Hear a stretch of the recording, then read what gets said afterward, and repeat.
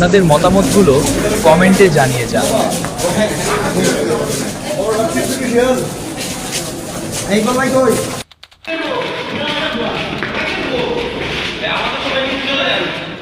যে ছেলেগুলার অবদান রাষ্ট্র পুনর্গঠনে যথেষ্ট ভূমিকা রাখছে তাদের তো ত্রুটি বিচ্যুতি হইতেই পারে।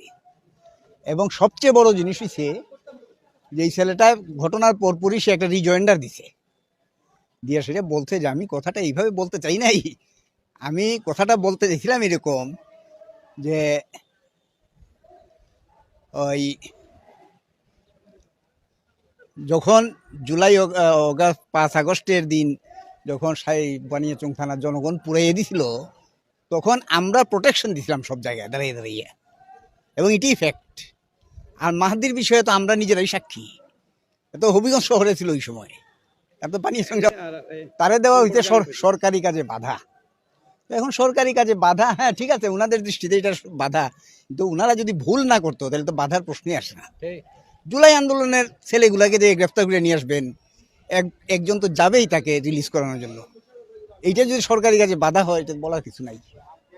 আজকে জামিন হচ্ছে কোর্টে, এইটা হচ্ছে 8 নম্বর কগনিজেন্স কোর্ট, সিজিএম কোর্টে জামিন হয়েছে, জামিনযোগ্য অপরাধ জামিন হয়েছে, কোর্ট ন্যায় বিচার করছেন, উই আর হ্যাপি।